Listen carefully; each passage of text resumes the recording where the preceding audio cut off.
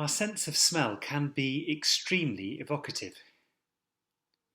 I once visited a man who'd been widowed 6 or 7 years previously, who told me that that day he had been reduced to tears at the local post office simply by breathing in the scent of a perfume that had been his late wife's favourite. Tonight's reading begins with a thick, almost overpowering fragrance filling our nostrils. A woman has taken a jar of expensive perfume and poured it over Jesus. All the Gospel writers agree on this and feature it somewhere in their accounts, but the precise details appear hazy. Matthew, Mark, and John have Jesus' anointing in the final week of his life. Luke has it happen earlier in Jesus' ministry. Matthew and Mark describe the woman pouring perfume over Jesus' head. Luke and John describe her washing and anointing his feet and drying them with her hair. John names the woman who does this as Mary, the sister of Martha and Lazarus.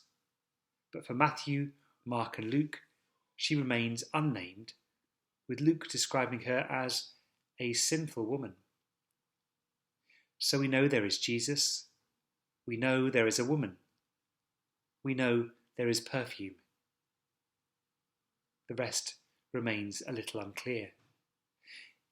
It therefore seems ironic that Mark ends his account with Jesus saying, "Wherever the good news is proclaimed throughout the world, what this woman has done will be told in memory of her," though Mark can't quite remember her name. Jesus is clear that he is walking through the valley of the shadow of death, and death indeed awaits him.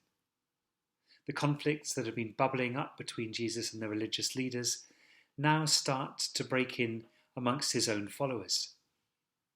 Judas agrees to betray him.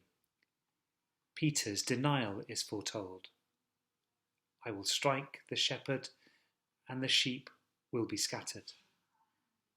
But before Jesus is taken from them, he will leave them and us with a way of remembering and connecting with him that his followers across the world will still treasure centuries later.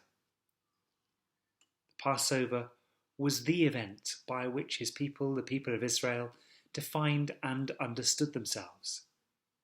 They were the people liberated by God from slavery in Egypt to be led to freedom in the Promised Land. The Passover lamb, roasted and eaten at each Passover festival, was a reminder of the sacrificed lamb whose blood marked the doorposts of the dwellings of the Israelites, who was spared as the angel of death passed through the land of Egypt.